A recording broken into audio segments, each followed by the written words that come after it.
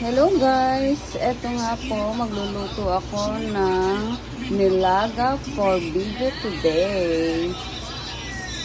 Nagpakulo na po ako.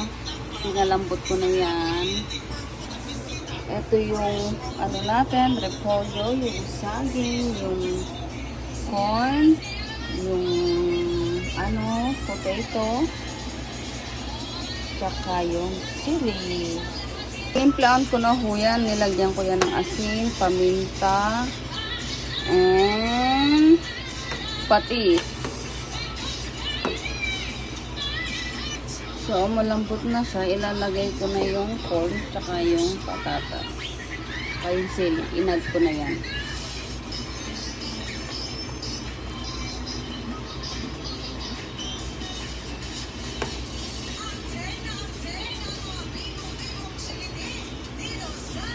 Nilagay ko na yung saging.